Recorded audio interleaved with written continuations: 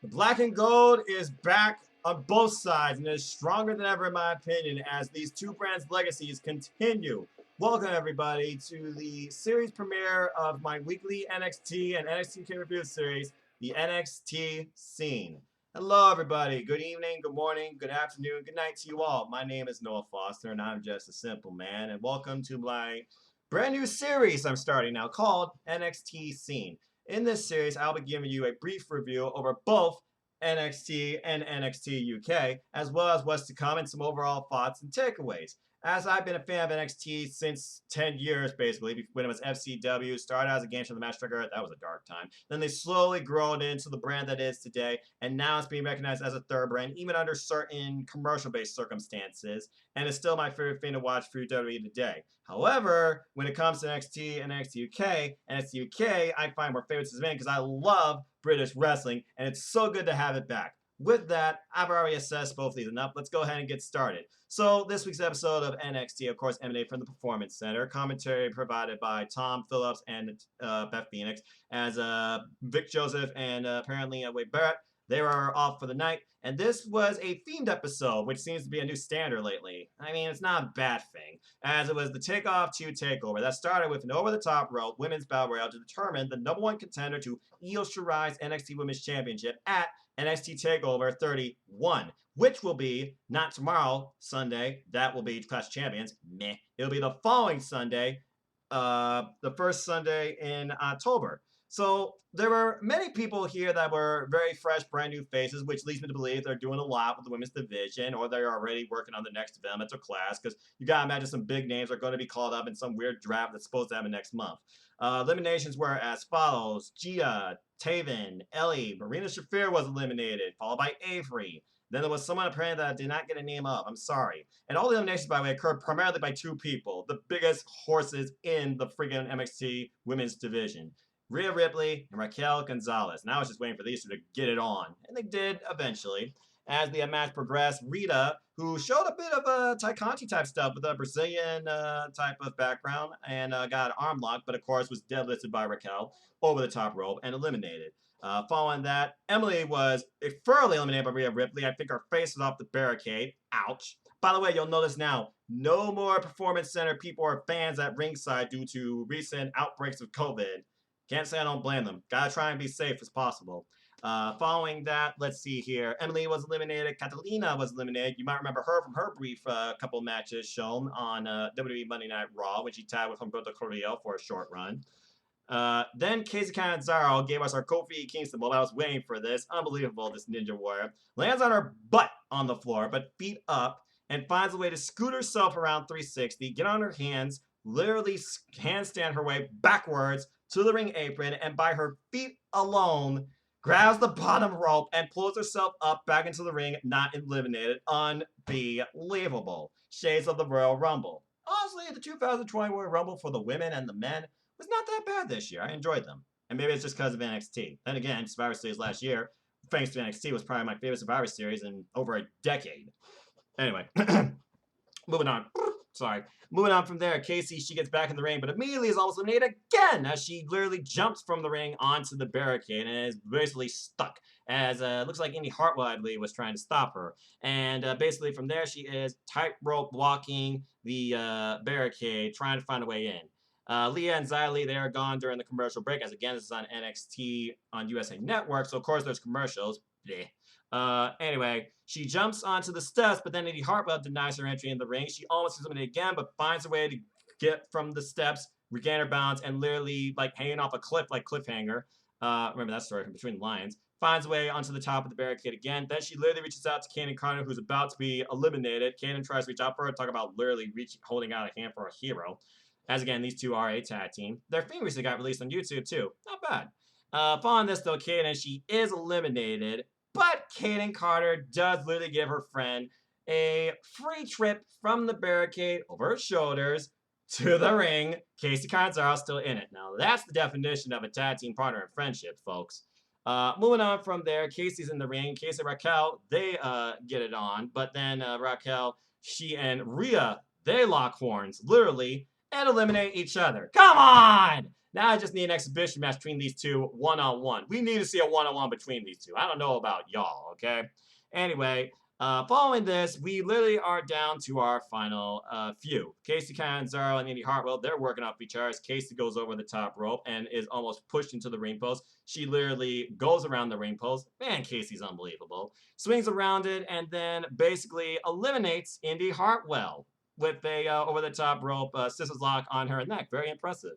And then it comes down to these four. Shotzi Blackheart, Dakota Kai, Candice LeRae, Casey Catanzaro. Kai and LeRae formed some impromptu alliance. And oh, my apologies. Before this thing even started, there was only 2 entrants left to enter this. That was Candice LeRae and Rhea Ripley. Candice LeRae, apparently, she attacked Tegan Nox. And Tegan Nox, again, at the hands of a former friend, apparently has suffered an injury to her knee. Apparently, it was piped, and then a steel case of equipment was pushed into her leg. I personally hope Tegan Nox is okay. What a run of misfortune for her. That actually makes me very sad. But I have a feeling that LeRae and Nox are going to meet each other in the ring one-on-one very soon. Anyway, as we get down towards the end here, let's see here. We get a big boot follow-up by Dakota Kai after LeRae works over Casey for a bit. Casey's on the top rope holding on. That boot drops her. We're down to the final 3.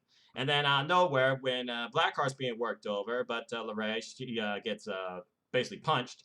And then Kai tries to follow up with, again, that running boot. She misses, gets hung up, and Blackheart eliminates Dakota Kai. Sorry, Casey.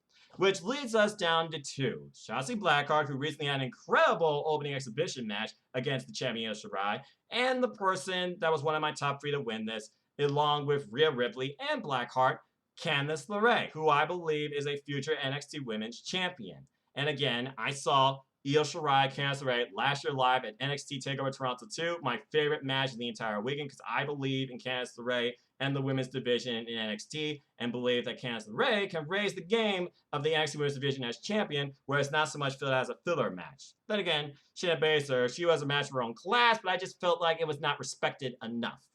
Anyway, as we get to the end of this, these two are literally duking it out among each other. Candice LeRae gets the better of Shotzi Blackheart with a hanging net breaker from the ropes. Ouch. And then they're both on the top rope corner. After Shotzi Blackheart, she capitalizes, tries to go for her ball pit maneuver. And LeRae meets her at the top. These two are at the top on the corner. Oh no, something bad's going to happen. And it did when Shotzi Blackheart got the better of her.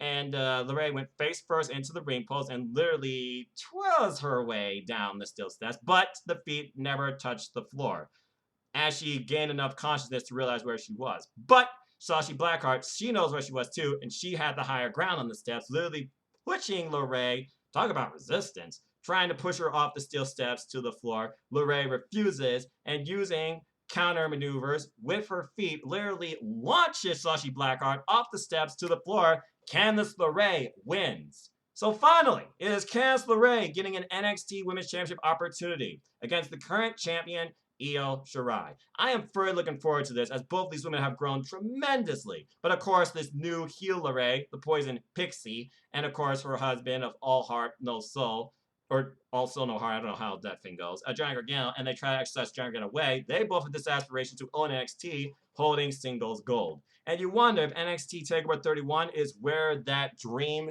happens.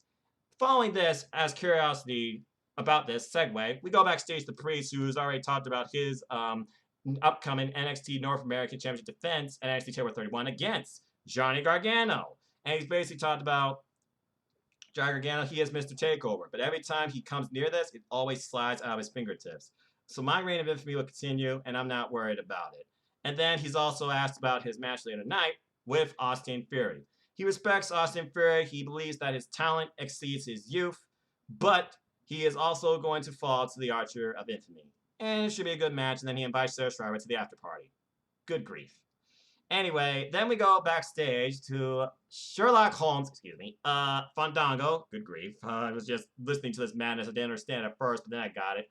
I did not get it, by the way, when Regal was explained by Danny Burch. I don't even know how those two even understood each other. I mean, both Brits, so Brits have different language. Hi, Megan.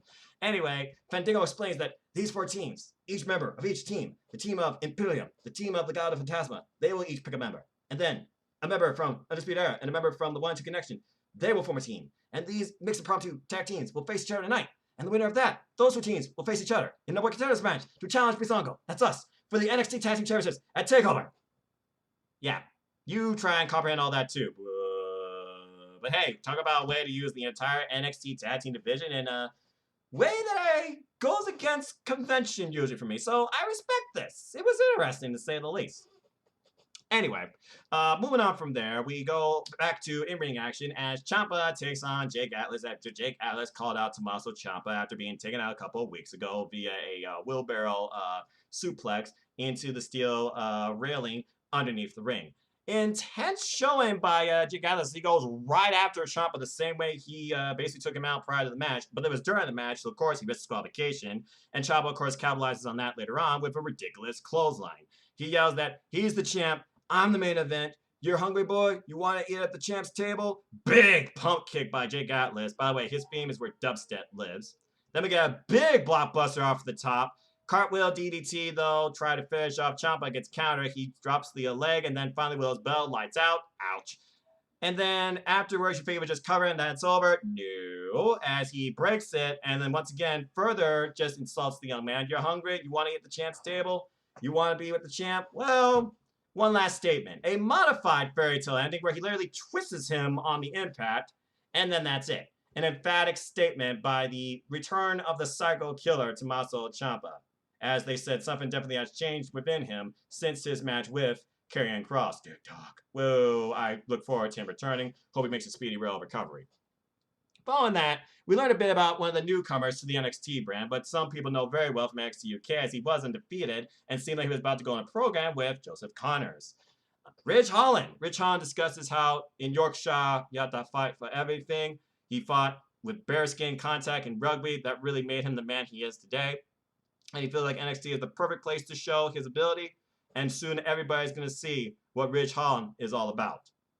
But before we get into that, we preview tonight's main event. An original idea, quote unquote, and for those that don't know Lucha Underground, or those that actually do know Lucha Underground, as Mr. Rigo has proposed this number one contender gauntlet eliminator match. And we also get world premiere of the official theme for NXT Takeover 31 by Corey Taylor, Culture Head. Not a bad song. Again, NXT Loud always rocks. Great playlist on Spotify. And basically each man talks about how they're going to win. As Cameron Grimes says this is going to take him to the moon to get that gold. Thatcher, he just wants round two. And hey, if it comes with the title, he's cool with that too. As of course, Finn Balor and Thatcher face each other in the opener of NXT TakeOver 30. Following that, Reed says he's been battle tested. He is the Colossal. He is ready to become a champion. You gotta admit, this has been a breakout year for Bronson Reed. So kudos to him and WWE for doing that. Kushida speaks solely in Japanese, finally sees he's getting an opportunity to really show what he's made of. He's ready to stand in front of Balor. These two have no strangers to each other for those that know Japan Pro Wrestling and their run as junior heavyweights, including bouts for the IWGP Junior Heavyweight Championship. Please follow JPW World if you haven't already. And check out the archives. And then, of course, the brightest star in this and me, and one of the breakout stars we're waiting forever to see in a singles run, having the opportunity now, Kyle O'Reilly, he says, it's all about the air at the end of the day, but I'm going to make the best out of this and prove why we are the golden standard.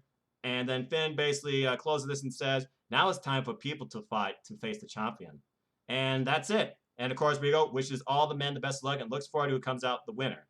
And so do I, personally. It interests me that this mid-feud with Champa happened and he wasn't involved in this gauntlet eliminator. But it sounds like after TakeOver, he might go after the championship. Again, he never truly lost Goldie. He wants Goldie back. And yes, folks, I have the Undisputed Era side plays my NXT title and the Walter side plays the NXT UK title.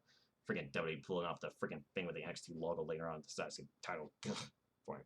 Anyway, sorry about that. Anyway, as we come back to action from commercial, mixed tag team action as Strong of the Undisputed Era, Roderick Strong, and Danny Burch, the 1-2 connection, take on Fabian Aichner of Imperium, where the mat is sacred, at least in NXT UK. And their partner from the guy from the Tasma, Raul Mendoza. This was weird. Hot start by Danny Burch. He gets countered, of course, by Fabian Aichner, who is an incredibly strong, agile, heavyweight, cruiserweight hybrid. And he basically controls Danny Burch for a portion of this and shows his devastating power, slamming him in the mat for a near fall. Mendoza, though, he gets tagged in and he shows the pace. They did not tag as much as the other team. I think that was their downfall. Sunset flip into a blind tag. He's not the legal guy. And it's like, oh! And Strong gets taken off the top rope. And as Burch capitalizes off Fabian Aichner, He does finally get a tag into Strong, impromptu, blind way, and Strong with a hot fury of offense. It's amazing Strong's endurance and what he brings. Impromptu backbreaker using Fabian Eichner and Raul Mendoza as basically a way to bend the back, again, Messiah of the backbreaker. Anyway, as this continues, we get the Strong Slam or the Olympic Slam, whatever you want to call it, into a near fall. But then we get a knee to the back, impromptu behind the rest back by Raul Mendoza. That slows down Strong enough for Fabian Eichner to pull off a power slam for the near fall. Not enough.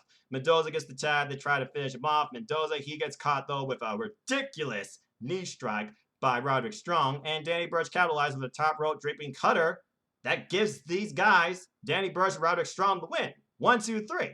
So that tells me one or two things. They're not ready to push Legado del Fantasma yet in the tag team division, and you would think they would have been the first team to challenge the champions based on just history and the way they've been loading this cartel-type faction or booking them.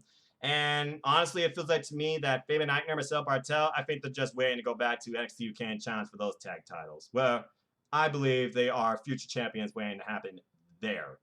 What a short run in NXT. That was lame. And now I wonder, will it be Roderick Strong versus Danny Burch next week? Is it going to be Only Lorcan versus, what's the other guy? It'd probably be Bobby Fish. But of course, Bobby Fish wasn't there this week. Apparently, he got injured during kickboxing. Jeez. Or will it be some other type impromptu thing? And regardless, it's going to be some form of Undisputed Era versus some form of 1-2 connection to determine the number one contenders to challenge for the NXT Tag Team Championships. It's hard when you do this on camera, folks.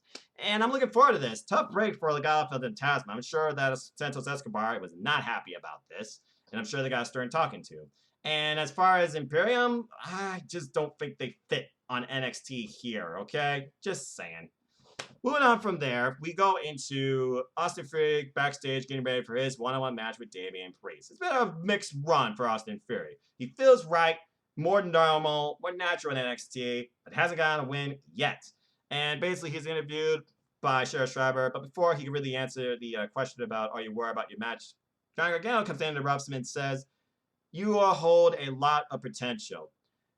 And he believes he can be a guy that will lead the brand. He praises him, basically. But he says that Damien Priest is a bigger, tougher opponent. So you got to think smart. Bring him down to your level. And if you soften him up for me prior to TakeOver, I remember this. It's like a little bit of incentive, maybe challenging the future champion, quote unquote. And so, after that, Sheriff Schreiber says, how are you feeling now? And good luck in your match. Basically, he says, luck, and just continues working out. And then we come back, and here we are with the match. Damien Priest versus Austin Theory. Austin Theory gave the champ a pretty good run for his money. I feel like Damien Priest sees a lot of Austin Theory in himself, and I'm sure he shows the kid a lot of respect. Big elbow strike by Austin Theory out of the gate, then the back elbow strike followed by Damien Priest, who literally walks the ropes old school style and then jumps off with a cross body for a nice fall. Not close enough, though. Theory, though, he counters this and works the back, and then he just rests and holds down and retains control. Then a standing moonsault by Theory. Very impressive, right on the dime. And then bell clap into a ripcord flatliner by Damien Priest, puts the match in his favor. Good offensive maneuver. And then a tossed Falcon arrow. Theory got some airway miles on that one. And following that, Theory continues to show us how dynamic he can be with his opposition in the ring after he pulls off a Blue Thunder Bomb type maneuver for a near fall. Then these two go to the outside. It looks like he's setting up for a finish, followed by Priest tries to set up for a finish, who was already angry enough as it is out of the submission hold. You saw his eyes bugging out, right? And basically he gets him with a Razor's Edge apron bomb. Ouch! And basically following that gets him back in the ring and immediately capitalizes with his finisher, the Reckoning. And Damien Priest wins this warm-up match, I guess you could say, ahead of TakeOver. 1, 2, 3. As again, he says that his reign is just starting, and again, he's going to live forever by anyone's name. And come TakeOver, he thinks it's going to be by Johnny Gargano. As he celebrates in the ring, though, out of nowhere, whack! Super kick. Johnny Gargano, who then looks down at the champ and shoots his own arrow towards the North American Championship. Is what Johnny Gargano proposed. Hashtag the Johnny Gargano way. Going to happen at NXT TakeOver 31. I guess numbers matter in NXT. Respect. I'm very curious to see if that actually does happen, but I'm not sure. Moving on from there, coming back, we get some vignettes. Sam Fisher type thing. Snake! As it seems that someone's coming back to NXT. And basically they said they are back to reclaim what is theirs. But here's the thing. Shout out to Jeff Meacham on the Jeff Meacham Network. I'm not sure if it's a man or a woman. There were two titles in the case you saw, and I can't tell if it was the old and new NXT Championship or the men and women's NXT Championship to keep throwing us off. But apparently, come Takeover, there's some sort of surprise coming back to NXT. You think about everybody on the other rosters and their runs, and you think about maybe former NXT champions, and you wonder who this could be. Speculation abounds. Some people think right now it's Bo Dallas. I think it might be Bobby Roode. I would like to think maybe Kevin Owens because he has some faults still with the Undisputed Era, but that'd probably be too much to ask for. I'm really curious here, but regardless, I think it's a man and not a woman. But I'm curious to think about what your thoughts might be, and maybe we'll find more out about this before Takeover. Was there some subtle hints that you saw that maybe I didn't see that might have gave it away? I don't know. I'm very curious though. Anyway, moving on from there, our next match features Ridge Holland showing us his ability as he took on Antonio De Luca. Tries some offense throughout, only pisses Ridge Holland off. Right out of the gate, after he gets a little bit of offense in, Ridge then counters this guy with a T-bone type launch. Jesus. That could have thrown him over the top rope probably if he wanted to. Then some ridiculous belly-to-bellies, back to back, twice. Gets the man in the corner, and Luca pulls off one shot. That woke up Sullivan and Ridge Holland. Love his theme, by the way. And literally, he headbutts the hell out of this guy. Jeez. What is it with the British wrestling scene where the headbutt's such a foundation of a move? But here he gave him 6 of them. Literally crushing the guy's head and chest, and apparently unaffected by them, too. And then, of course, he finishes off with his power move, Northern Grit. And Ridge Holland with a very emphatic win and statement shown. 1, 2, 3 with tip of the cap. I'm very curious what they're going to do with Ridge Holland and whether or not he will be pushed towards the top title picture or if he's going to go out to the North American Championship. He has been in the ring with Johnny Gargano, though there was that freaking devastating spot that could have killed Johnny Gargano. And I wonder if that might have hurt maybe his booking going forward, and then he's just slowly working his way up right now against further enhancement talent in NXT. But hey, I'm curious what they do with Ridge Holland, though I wish he was still back in NXT UK because I was curious about where they're going to go with him and Connors. Because again, before he came to NXT, he's still undefeated, folks, in NXT UK. Just saying. Anyway, going on from there, we find Io Shirai backstage. She's interviewed about her upcoming title match at Takeover 31 against Candice LeRae. She never liked Candice and never will. And then before she could say anything else, Candice comes in like, there you are, you've been hiding or ducking me, you're scared of me. Apparently they say something in Japanese, Io does. And apparently LeRae feels insulted, and Gargano tries to speak on his wife's behalf. And then through those doors, oh, there's Johnny. Bam! Cheap shot by Damien. Well, not cheap, it was right in the face. And later on, we found out this sets up an impromptu mixed tag team match. Now, we only have one thing left. The #1 contenders gauntlet eliminator match. The rules are as follows. Every 4 minutes, another superstar will enter the ring after the first two duke it out for 4 minutes initially. And pinfalls can only happen in the ring. It could be elimination via pinfall or submission, and there are no disqualifications. Last man standing wins. So 4 men must be eliminated this to determine a #1 contender to Finn Balor's NXT Championship, who will challenge the Prince. But before that actually starts, we also learn about another match next week based on the fallout from the Battle Royale. It will be Shotzi Blackheart renewing hostilities and a rivalry, it seems, against Dakota Kai. So that should be interesting, and I'm curious if Raquel Gonzalez will be in Kai's corner, because when Raquel was eliminated, Kai was scared shitless. And I wonder whether or not you think Kai feels like she needs Raquel in her corner to garner momentum. But you wonder if Raquel with Kai is more of a hindrance towards her going forward. Then again, I've seen people compare Kai and Raquel to Shawn and Nash, or Diesel. So, I don't know. And then I wonder, under those circumstances, does that mean Raquel's going to turn on Kai and destroy her? Because the big money right now I see with Raquel is, give me Raquel versus Rhea Ripley. That's the next singles feud I want to see. Give me the exhibition match at TakeOver. Just saying. Anyway, let's talk about this Gauntlet Eliminator, because I really enjoyed this match, especially with who it started off with. Men with history across the world, Ring of Honor, New Japan Pro Wrestling, you name it. And they really played to each other's games. As this first 4 minutes, it was just about who could get the better of the other. As Kushida and Kyle O'Reilly, they started off. And basically it was a grapple game at first. Literally both men down on the mat trying to pick each other's legs and arms. They try to go for a test of strength twice here before the next participant. But then Kushida kind of lures Kyle O'Reilly in. Basically, Kushida on the ground, Kyle O'Reilly still up on his feet. Tries to grab the arm, basically. And then there's a dropkick to Kyle that traps the arm. He's working the left arm, Kushida is. Then we get some forearm striking exchanges among these two. Some real strong style here. Ayo. And as we just see the seconds count down and these two are just facing each other, who's number 3 of the 5? The colossal freaking Bronson Reed. And boy, did things took a change of pace here, as the two just looked at each other but knows who's coming out, and they both basically exercised smart wrestling. Unique Alliance tried to get the better of the bigger men. But pretty much here, it was all colossal. I mean, Colossal Reed comes in. There's a double splash at one point, and then we get an armbar on Kushida. But then Kyle O'Reilly, he gets the better of Reed, who tries to come in and picks Reed's leg, goes for a bit of a heel hook. And then Kushida, he applies the hoverboard lock, and I'm like, uh-oh, this is bad on Kyle O'Reilly. But then Reed, he breaks that up. Then we get a suplex senton combo counter by Reed, basically. Reed just controlling the two, dropping his weight on Kyle O'Reilly's chest. Ouch. Following this, Kyle O'Reilly, he falls hard from the top rope as Kyle O'Reilly and Kushida, they're doing it out on the top. And literally, or excuse me, it was Reed and Kyle O'Reilly. But then Kushida comes in with a handstand double kick, knocks Kyle to the floor. He's out for a little while. As the ref asks if he's all right, who comes in out of nowhere? The Velveteen Dream. With a DVD, Death Valley Driver, or Dream Valley Driver, if you call it that. And literally, Reed, he sees us and capitalizes on it. Again, behind the ref's back, not that it would matter, there's no disqualification. Kushida's down in a rollable state, and Reed with a top rope splash known as the Tsunami crushes Kushida, and Kushida was the first one eliminated. What baffles me is Kushida is a former IWGP Junior Heavyweight Champion, and he has been in NXT for a while, but has not been able to get out of the gates. He had one-time tag match with the Tag Splitters, Alex Shea off to bigger and better things as one half of the Impact World Tag Team Champions, as Motor City Machine Guns in Impact Wrestling. But it seems like Kushida, he's just been stuck in place. What does this guy need to do? Well, I guess he has to go through Velveteen Dream first if he wants to make it any further in NXT, if possible. So we'll see how this falls out.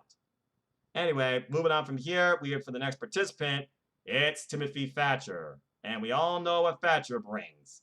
Thatch style. And literally, he just goes for everybody. And basically, we get attempted suplexes spots by all three. Snap around, snap around, snap around. Still not enough. And these three, Reed, Thatcher, and Kyle O'Reilly. Of course, it was mostly during the commercial break, so boo. These two are just trying to duke it out, get the better of one another. Thatcher and O'Reilly trying to work on the submissions game, while Reed uses his power to stay above these two. And basically, nobody could get advantage of the other during the commercial break. But then things really came into a change of pace after Kevin Grimes came in like a hellfire and literally went across the ring through two men, put his hat on that corner, and here I thought the hat was the only thing over this guy. I'm starting to warm up to him. And we get a rebound lariat combination to Kyle from Thatcher, shades of Dean Ambrose from, if you remember that. He goes for another one, but Grimes counters that with a slam, and then Reed clotheslines the hell out of Grimes. Everybody's down. All four men, you wonder who's going to capitalize here, take advantage. And then we get a one-on-one kind of that I hope really does happen, as Kyle O'Reilly and Timothy Thatcher, they duke it out on the apron, trying to get the better of each other, working the legs using their kickboxing background. Reed, though, he rebounds the Grimes literally off the rope after taking out Thatcher and O'Reilly from the apron after they take each other out. And Grimes wondering what the hell's going on. And basically, Reed gets the better of Grimes, and Reed uses Grimes like a human projectile, using the top rope to launch Grimes, who was holding it, over the top rope onto O'Reilly and Thatcher. All three men are down. So you wonder who's going to capitalize from here. As the match continued, it looked like that Reed was going to go for a torpe suicide. I was like, oh, Lord, no. And he thought different of it. He went outside to control the three men on the outside. Again, he's the bigger, powerful adversary that all three of these men need to try and get the better of and eliminate him. And honestly, they tried to, but it really didn't work. Big power slam on Timothy Thatcher by Bronson Reed, showing his dominance and his colossal power. And then a powerbomb on Kyle O'Reilly for two back-to-back near falls, no eliminations. And then following that, we find all three of those men outside of the ring again. Reed still is on the inside of the ring, and he does the torpe suicida perfectly, I might add, clears the ropes, and literally takes out those three men. Then following that, we get a power slam, Road Warrior style by Bronson Reed. Not quite enough. Reed with a choke slam from Thatcher into Grimes, really dominating the opposition here. They really booked Reed strong in this match. Following this, we get basically attempted tsunami. He misses, crashes and burns. And then Kyle, he gets a top rope knee onto Reed's back off the top rope, and Reed is eliminated by Kyle O'Reilly. Then Thatcher, he picks the ankle lock, and I'm like, uh-oh. But again, Kyle O'Reilly and Thatcher, they know each other so well when it comes to this type of game. That is Kyle O'Reilly's world.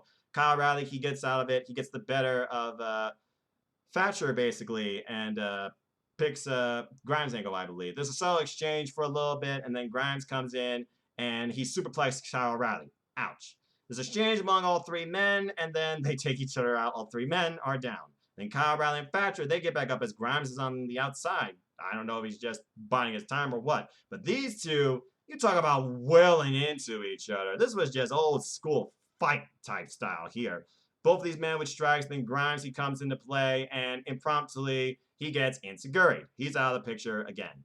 Kyle O'Reilly, though, he's trapped in a sleeper hold, and then Grimes, though, tries to get the better of the two. But while Kyle O'Reilly is locked in a sleeper hold by Thatcher, Kyle O'Reilly, he picks the ankle of Grimes into an ankle lock. Dual submission setup here for a short period of time, as Kyle O'Reilly uses Grimes as a wall to get the better of Thatcher. Then Thatcher and Kyle O'Reilly exchange again. I personally wish it came down to these two. And then Thatcher literally knocks out Kyle O'Reilly at one point with an overhand palm strike. As again, Kyle O'Reilly is such a character, knows how to sell. He collapses, man, like a ton of bricks. Following this, Kyle O'Reilly, he does eventually finally get a roll-up and eliminates Thatcher. We're down to the final two. Kyle O'Reilly and Cameron Grimes. And Cameron Grimes capitalizes immediately following that with a cave-in. Fight was going to win here. Kyle O'Reilly foot on the rope, while Grimes thinks he won and celebrates, is shocked to see that he didn't. But again, he had to stay on him. He had to try to capitalize on him. So what does he do? He belittles Kyle O'Reilly, says, "You can't beat a man like me. Adam Cole is the real leader of the group, the real man. You're nothing." And that just lit a fire under Kyle O'Reilly's ass, as he literally stood up, kicked, strikes, went for axton. The O was countered, axton smash, excuse me. It was a smash was countered by Cameron Grimes. Cameron Grimes, then he gets O'Reilly off the ropes into that standing, not Spanish fly, but twisting like power slam. I don't know what the hell you call that Grimes does. That's just ridiculous. And following this, let's see here. Yep, he goes for the cave-in again, sets him up for it. Looks like he's going to do it. He misses, might have tweaked his leg, his left leg. Kyle O'Reilly sees that, capitalizes on it, literally traps him into a heel hook. Grimes taps out immediately, and unbelievable. But the biggest opportunity finally for this man in NXT, who I felt like is a breakout star waiting to happen, Kyle O'Reilly will challenge Finn Balor, the Prince, at NXT Takeover 31 for the NXT Championship. I must say, for an idea recreated from Lucha Underground, I really did enjoy this match, and four of the men looked very strong, and I guess you get continuing a grudge match, but I don't think Kushida necessarily deserved that, especially for people with controversy over Velveteen Dream and all that nonsense. But I must say, I am looking extremely forward to this NXT match. And again, Kyle O'Reilly, he fought through it. He ran the gauntlet, literally. He started out in the beginning. So I must say, I was thoroughly impressed, and I'm looking forward to this championship match. When I think about what this could be similar to what happened when took on Randy Orton. Randy Orton was the breakout star in Evolution, but still in Evolution. He won the title, and then Evolution turned on him, and we saw what became of Orton. You wonder if something similar might happen with Undisputed Era, per se, with Adam Cole one-time face match with Pat McAfee, which I still don't understand how that happened or why that happened, but I'm somewhat glad it did, because that was a really good match. And you wonder if Adam Cole might have a sense of jealousy if Kyle O'Reilly wins this belt. How far does this friendship go? Will egos stay in check? Is the Undisputed Era breaking from the inside? There's got to be some change going on with Undisputed Era, keeping them in NXT, but also changing up everybody's game. Because I feel like when it comes to the tag titles, it will be Roderick Strong and Bobby Fish. Then Adam Cole and Kyle O'Reilly, they can rebuild a program like they did in Ring of Honor when they face off against each other for the Ring of Honor World Championship, including all the way up to Wrestle Kingdom. And I can see them building a program with those two. I honestly can. But do I see Finn Balor losing the NXT Championship this soon?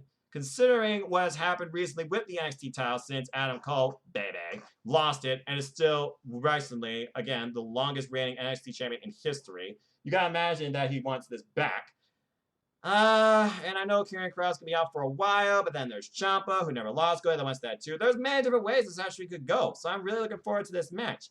I wonder if Adam Cole might actually cost Kyle O'Reilly this match. Impromptu, and then maybe like hidden agenda afterwards, beats down Kyle O'Reilly, and then Kyle O'Reilly goes on a run of his own, because it looks like Since he confronted Champa, he might be turning face. Or will Champa cause Colorado? We set up a program among those two to determine the next contender. The bottom line is this. I'm really looking forward to this match, and there's many different ways I can see it going for either individual. And honestly, it could go either way, but at least I know this. This match will not end with the person who wins it at the end injured, I feel like, dropping it. When you think about the NXT title since Adam Cole lost it to Keith Lee, it has not had the best runs, just saying. Anyway, following this, we know next week on NXT, we're going to get the impromptu mixed tag team match of Damien Priest and Io Shirai, the champions, versus their respective challengers. Johnny Gargano, Candice LeRae. We already know, as far as mixed tag team goes, the Garganos, they're undefeated. I feel like they're going to do the Johnny Gargano way and continue the momentum into TakeOver. While this episode was the takeoff to TakeOver, I imagine next is going to be the countdown to TakeOver because, again, that's the last episode. That's the go-home. I'm expecting big things. As far as Shotzi Blackheart and Dakota Kai goes, they're both on the outside looking in of the NXT Women's Championship picture. So you got to consider the winner of that is going to be definitely looking towards getting back towards the gold, as both these women have faced Io Shirai, respectively. And then I wonder if Raquel Gonzalez will be played in here at all in this match, or will Rhea Ripley show up? Will this be another impromptu women's tag match, or will we finally get that grudge match set between Raquel Gonzalez and Rhea Ripley and see who goes further along that way? I also wonder, though, when it comes to next week, we're going to have a sit-down type of segment with Shawn Michaels, who will be in the house to host a face-to-face between Finn Balor and Kyle O'Reilly. Now, whether or not he does it Zoom, backstage, or in the ring, that's a whole nother thing. But considering we know what Shawn Michaels is, his legacy of the wrestling, we know how much respect he has for both these men, because again, Shawn Michaels is NXT. This could be interesting, and I'm curious to see what sort of exchange will be between Finn Balor and Kyle O'Reilly, and what Kyle O'Reilly will bring to his promo game. Because when you think about Kyle O'Reilly, he has not spoken out a lot lately, but now he has gotten the opportunity to do so. And I feel like he's carried himself pretty well. Even his backstage victorious interview with Cheryl Schreiber, he says, "When I'm under pressure, that's when I'm at my strongest." Well, I don't think you can get more pressure than challenging for the NXT Championship against Finn Balor. Just saying, especially falling and maybe beyond Adam Cole's footsteps. We'll have to wait and see. But again, there's a lot of evolution ties I see with Undisputed Era. And for all I know, it could be recreating history. We'll have to wait and see. I'm just glad they're still in NXT. Have you seen Raw lately? God. Anyway, also, it looks like another match was made official for TakeOver. As I said, that grudge match. It will be Kushida versus the Velveteen Dream. What sort of crazy entrance can you expect? Will Kushida finally show so much ruthless aggression and anger he will try to destroy the Velveteen Dream? We'll have to wait and see. And stay tuned, of course. I will be doing predictions on NXT Takeover 31 next week. But with that being said, that was just NXT. Let's go across the pond and talk about NXT UK. Because again, Thursdays for me are NXT, and I watch both of them every week at different times on Thursdays. So let's go ahead and talk about NXT UK. So NXT UK, this is their second week of their return, emanating from the BT Sports Studios, hosted by, or commentated, by Andy Shepherd and Nigel McGuinness in respective single commentary booths, Nigel in America, Andy over there in England. And basically get a recap of last week's show that welcomed us back to NXT UK. Talked about the Heritage Cup will be determined this week by Pete Dunne and what the Heritage Cup will stand for. We also talked about Ilya Dragunov. He's ready for a fight, but he's also ready for Walter. We looked at the main event from last week between him and Noam Dar. That was really good. We look at the tag team division, and we see who will step up to challenge Gallus. And we looked at the women's division to see who really is going to step up their game to maybe challenge Kylie Ray or Private Niven, as of course, Kylie Ray and Private Niven were to face each other this week for the title. And I must say that Ayla Valkyrie and Isla Dawn match is still my favorite match from last week against the UK. Those two women, I love what they bring to the ring. Amazing match of strikes and kicks. Both of them are leaders, in my opinion, and future champions waiting to happen. But Ayla Valkyrie, still undefeated. Anyway, as we start this episode, we are backstage earlier in the day with the 7 participants and Sid Scala preparing for Heritage Cup drawings as Noam Dar's on his phone, showing a bit of disrespect, and Alexander Wolf basically knocks the phone out of Noam Dar's hand, starts a little bit of a commotion. Dar, of course, just being himself, talking to the daftest, gets his phone, says to his manager, walks away, and Trent's like, bye-bye, bye-bye. And as they're starting to argue, the Sixers are starting to argue with each other, Sid Scala's like, you shut up as well. And then we go into the BT studios as Andy Shepherd welcomes us in. But also, we welcome back the NXT UK champion, Raline Yanalo, leader of Imperium, where their motto is "The mat is sacred, Walter." And for those of you who don't know NXT UK, this is a brand that's now a little over a year old, but honestly has been 3 years in the making, has been a foundation to bring strong British wrestling and traditions from it to the WWE. And honestly, right now, it's probably been my favorite brand out of all 5 brands under the WWE banner. While I've watched NXT for the longest time, because again, it was the longest tenure, 10 years, NXT UK, it feels very fresh. I love what they bring. I love their titles. And so far, I have no downloads for them. And they keep it pure and simple, just to wrestling. Anyway, this show began just with that, an emphatic affair. And what's also interesting about NXT UK, it's really a battle not only of the best wrestlers or who's the best in British wrestling, but really doing your country proud. They really bring everyone's countries to the forefront now too, with the little flag graphic. And really it's more so whose country can dominate NXT UK. And when you think about it right now, it's definitely the Scots with Gallus and Kylie Ray. But here we have the man representing Austria, leader of Imperium, the Ring General Walter, the NXT UK champion, who's preparing, of course, for Ilya Dragunov, who is the #1 contender to his title, and that should have come at the next NXT UK Takeover, which apparently has been delayed, folks, to 2021. I know, I'm annoyed too. But this was an actual wild match, I thought, between him and Saxton Huxley, who was like a freaking wild animal. Walter representing Austria, Saxton Huxley representing jolly old England. Saxton with the wild start out of the gate. Literally, the Walter, he gets the better of him, literally leapfrogs the guy, gets him out of the ring, controls the ring. Saxton's losing his damn mind, as Walter will not let him come back into the ring. At one point, Saxton Huxley grabs the steps, but kudos to that referee, by the way, Artemis.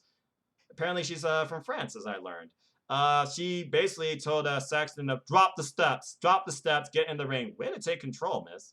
And basically, we go back into the ring. Finally, Walter tries to pull off that, you know you've been waiting for it, that chop under that empty arena venue. Denied. And following this, Saxton literally, Andre, shades of Hogan and Andre, literally picks up Walter and slams the man. I couldn't believe that. Power slams in the middle of the ring, which immediately made Walter just wake up, I feel like. There was a near fall after this with an up for the top rope maneuver by Saxton Huxley. Walter to the outside, trying to slow down this wild animal's pace. And he does that. There's a Luke press, / takedown by Saxton Huxley, though, falling down on the outside of the ring. He is beating down Walter multiple times, though. Saxton Huxley, he does break the count. But finally, that chop, you hear it. There's no better sound, I feel like, right now in an empty venue than a chop. Literally finally stops Saxton Huxley in his place, drawing the air from his lungs probably. And then he goes for the sleeper, but that gets broken, and Walter's sent to the steel steps. Both men still on the outside. Count is broken again. Walter, though, then slams Huxley on the floor, same way he got slammed in the ring, though. But I'm sure the floor felt much more uncomfortable than the ring. Ouch. And then a follow-up spinal tap kick, sounding like a chop. Ouch. To the back of Saxton Huxley by Walter. And then Walter, he breaks the count. This match was a good portion outside the ring during this time. Another chop, and then slams Saxton Huxley on the barricade. But this was the real turning point here. Even if Saxton Huxley did get his arm through the bottom rope to soften the blow, it still probably rearranged his spine a little bit and sucked. As Walter powerbombs Saxton Huxley on the apron. Ouch. And nearly gets a pinfall win here after he was arguing with the ref telling him to count him out. But no, Saxton Huxley, he does show heart, mad respect to him, or maybe he just was showing instinct and didn't know where he was, and gets in the ring. Couple more chops, though, and Walter is pissed, but he wants Saxton Huxley to bring that fight. You want to fight me? All right. Come on. Give me more. Come on. And following this, couple more chops, and then a sleeper into a suplex, and then another chop. Ouch. And then off the top rope, Walter literally super butterfly suplexes Saxton Huxley from it. And then another chop, but this one was literally to the back.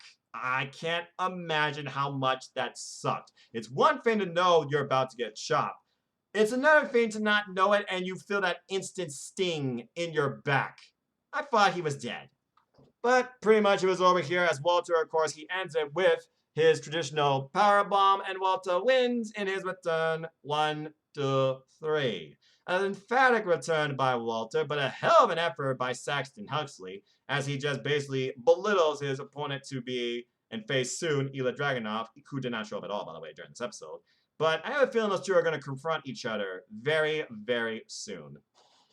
Anyway, as we come back from commercial, Jack Starks is backstage. Saxon Huxley, he's still furious a little bit. But Jack commends Saxon for the match, says great match. Saxon just simply says, next time, next time, and walks away. Okay, so following this, we then talk about the new tradition, / title, come into NXT UK that goes back to the roots of British wrestling, the Heritage Cup. And basically, Anna Shepherd, he breaks down the rules for us. Allow me to break them down for you.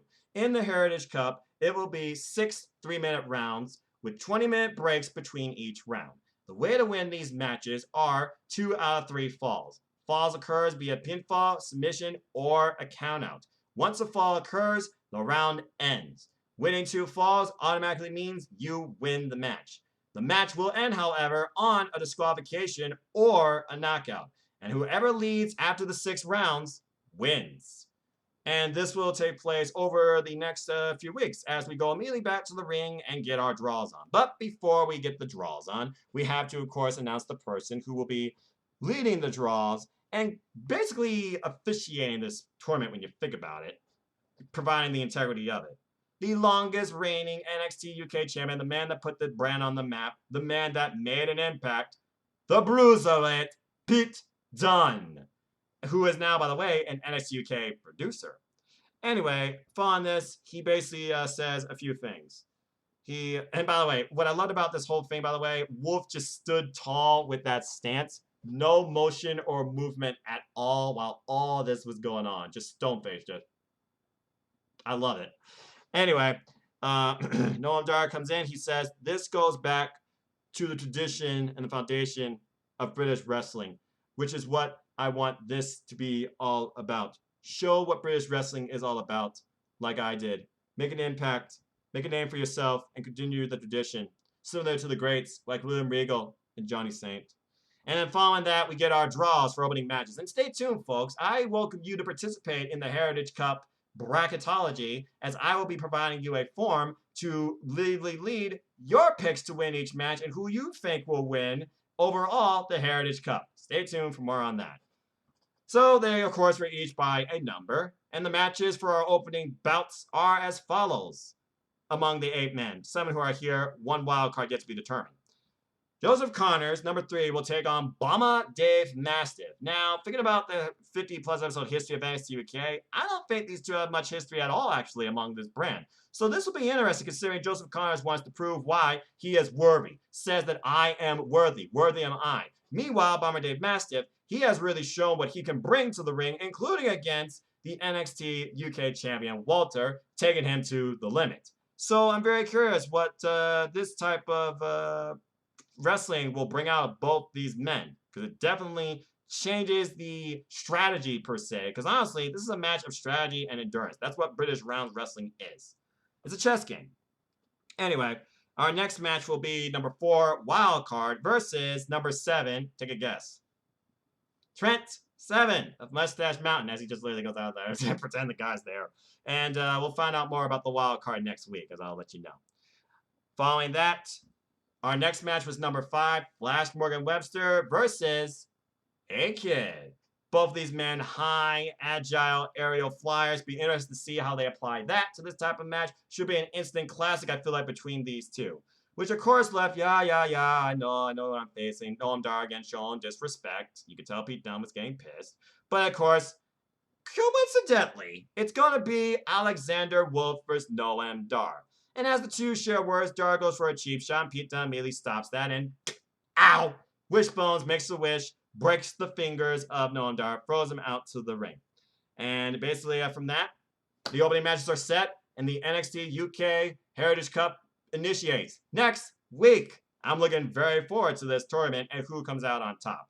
Now, if I were to talk about who I believe is going to win this whole thing, I look at it like this. I think about guys that really could withhold this tradition, this type of wrestling, use it to their advantage. Because again, it's calculated, it's an endurance, and honestly, it's a very old school type mentality that it takes, I think, to win these type of matches. So who I think could lead in this type of match? Could it be a member of British Strong Style that goes all the way back to the roots of British wrestling but brings a more strong front to it like Trent Seven?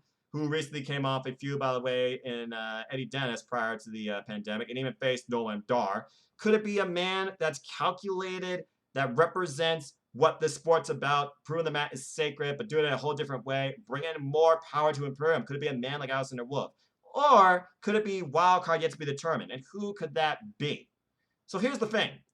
I'm not picking a winner yet, but I will give you my thoughts on the matches that I know are happening. And I'm just going to say my picks to win these matches now.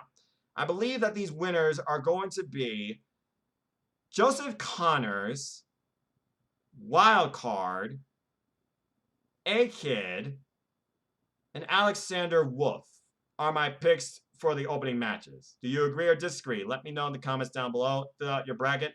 Let's see who can guess, figure out, determine the first ever Heritage Cup winner in NXT UK. Meanwhile, we find Piper Niven preparing as Danny Luna, Zaya Brookside. They root her on. They give her encouragement. She's going to be the next NXT UK Women's Champion. As again, former friends, now rivals, Piper Niven takes on Kylie Ray in tonight's main event. An all-Scottish affair for the NXT UK Women's Championship. But before that, we go into tag team action that was, if I can give it in one sentence, wild and stylish.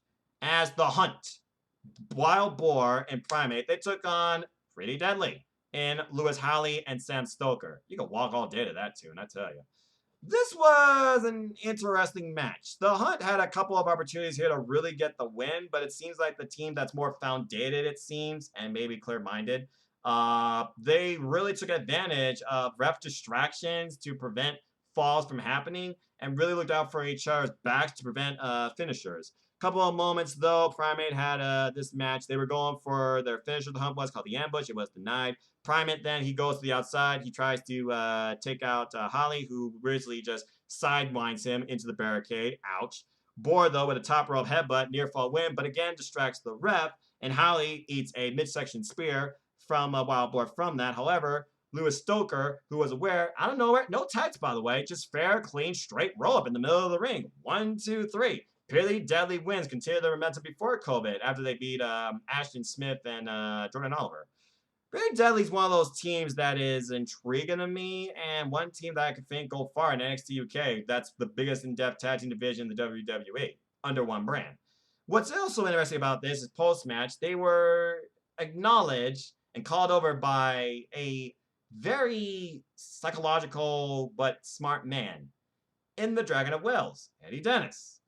Dressed to the dappers in a suit, and literally just looks like giving them maybe some words, some advice, some wisdom. I mean, he is a math genius, but how much does math come into play here? And I wonder if he wants to recruit them, you know, be their manager, or does he want to lead them to bigger and brighter things? I mean, they all three are men of style, but when I look at these three, Eddie Dennis, he could probably bring a lot of psychological warfare to these two that they could use to their advantage in the tag team division. So I'm curious where this might go. Anyway, as we go from there, the Hunter upset. They go backstage and they meet the boys in Flash Morgan Webster. Mark Andrews says, "It's a great match. You'll bounce back. It'll be okay. I've seen you in worse from this." And they just walk away groaning, as again, they're wild animals.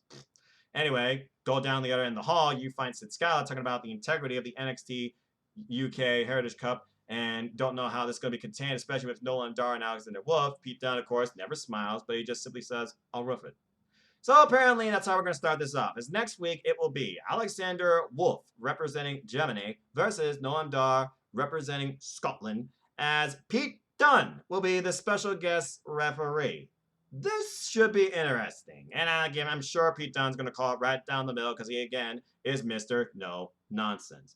We also learned that next week we're going to have a triple threat qualifier to finally determine who is our wild card. Now, the only question that we don't know is who will be the three. You figure about who we have yet to see come back in NXT UK based on COVID and other reasons. Who could possibly be the three? I keep saying it. I was saying it from the beginning because I thought he was in it, but he's not in it yet. But he's got to get into it maybe this way. I keep thinking Tyler Bate is going to be our wild card. He's got to be one of the three participating in the freaking wild card triple threat match. I can't see anybody else, honestly. I try and think about other names, and some of the other names I'm thinking about, they were released. When I look at the official roster of superstars, I really don't know when I look at the tag teams, maybe, because I guess you do have Flash Morgan Webster, so maybe you could get Liverpool's number one, Zach Gibson, or maybe this could be James Drake breakout moment, or maybe Eddie Dennis actually could be in that now that I think about it, and use Pretty Deadly to his advantage to qualify. I really don't know who could be in this or who could qualify, but my top pick right now is definitely Tyler Bate, who, might I add, is still part of the official roster according to WWE.com. But then again, I also still see Jordan Devlin. I know people have mixed feelings about that. Maybe it could be him. He's technically still an NXT Cruiserweight Champion. I know that hasn't been acknowledged either. And there's a lot to think about, but I would love to hear your thoughts on that too, folks. So let me know who you think the 3 wild cards are going to be and who you want the wild card to be part of this Heritage Cup. Which leads us into our main event for the NXT UK Women's Championship. As again, former friends, now bitter rivals. And I literally just got finished watching NXT UK Takeover Cardiff and Blackpool 2. And we all know how far Kylie Rae's gone with this title. Not only to get it, but to hold it. It is Piper Niven challenging Kaylee Ray, an all-Scottish affair. This was interesting from the get-go. Slow start, Piper Niven trying to, show her power, take control of Kaylee Ray. Kaylee like, no, not gonna let that happen.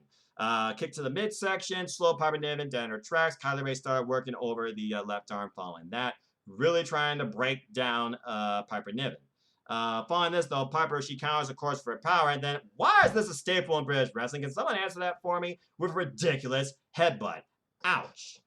And following that, Niven then applies a sleeper hold on her. Lily traps her, scissors locks her, but again, Kylie Ray, she finds a way out of there and works over the left leg. And then Kylie Ray sends Piper Niven, Kylie Ray is tossed over the top rope, but then as Piper Niven goes out to take Kylie Ray back into the ring or cause more damage, bam! Super kick, dropped Piper Niven where she stood, and then Kylie Ray capitalized with a tornado DDT. I thought it was a satellite DDT. Maybe they're like similar.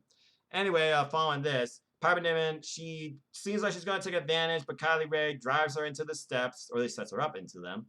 And literally, this was the real turning point of this match, and this is where I got worried. But also, it made me have a different feeling about this match overall. Kylie Ray goes for attacking Piper Niven in the steel steps, but instead, she plants her right knee directly into the steel steps. Ouch. And literally screams out in pain. Doesn't seem like she can get up. And at this point, the ref's worried. Drives off Piper Niven. And we all know Piper Niven's history when it comes to concern over friendship versus the pursuit of the championship, or the focus of it. And again, these two are former friends. You could tell how frustrated she is on both these friends. Friend, now enemy, hurt. NXT UK Women's Title opportunity on the hold or at risk. And she's just super angry. As it looks like Kylie Ray is going to be held to the back, and they're like, we can defend this another time. And it's like Kylie Ray did not want this to stop. But again, based on a better judgment, she does kind of seem like she wants to heed the official's word. As Piper Niven goes to consult her and be like, okay, we can go again for your title another time. But that looks like that lit a fire in Kylie Ray. Because Kylie Ray, kudos where kudos is, finding champion. She's like, my title? Slap! Piper Niven's face, says you will never get my title. So I think that tells you right there, this match isn't over. As she refuses to let this match in like that, and refuses to acknowledge the idea of Piper Niven getting her title. Then Piper Niven capitalizes and unleashes hell. As she slaps her, throws her back in the ring, the match continues. And following this, Piper Niven just unleashing an onslaught of strikes, literally ground and pounding Kylie Ray, almost to the point of disqualification. Following this, she does lock her leg in a submission hold, the injured leg I might add, as Kylie Ray just continues to screams out in pain. But Kylie Ray does get to the ropes. But here's the thing. Piper Niven holds for the entire 4 count, near 5 count, almost disqualified, exercising extra damage on the leg. Following this, though, as Kylie Ray tries to get back into this, she literally is just whacking her leg, trying to slap us some power into it, some feeling into it. And it worked as she literally super kicked Piper Niven, dropped her like the friggin' Tower of London. Ouch. That was an impressive super kick, but I can only imagine how much that hurt her too, extenuating the leg even more. And following that, you think she would be done there, as now it's like, she retains. Nope. She goes to the top rope, literally just forcing her way to the top, and lands an awkward, not quite centered senton for a near fall. and literally screams, I can do this. I can do this. You wonder if she was doing this to prove something to herself. There's that idea when you're a champion, how you will be remembered as champion, but also your longevity as a champion. And I really feel like she was risking herself here. Anyway, following this, she does a Russian leg sweep into a senton, Piper Niven does, and literally knocks the wind out of her lungs. Then Kylie Rae tries to go for another super kick, couldn't get all of it, and basically kicks her at Niven's left knee. Following this, Kylie Rae, she basically is in the corner and is literally holding on for dear life. Grabs a turnbuckle for that, and the turnbuckle gets ripped off as the ref tries to attach it. Piper Niven once again locks in that single leg submission on the injured leg, basically in the middle of the ring. You thought she would tap here. She did not. Somehow Kaylee Ray uses her utter good leg to try and kick Niven in the face to get out of that submission, and she does. But then she really, I think she's just going off instinct here. The pain's just too much, but believes she can do anything. Goes for a gory bomb. Blake would not let her lift her up. And this almost was her downfall. Piper finally pulled off the Piper Driver. Thought we had a new champion. She doing this for herself and her friend. No. Leg on the bottom rope. So close. And then following this, Piper Niven goes for another ace in the hole, a splash off the second rope. Basically, inverted splash. But Kylie Rae did the one thing apparently she could do at the risk, again, of herself.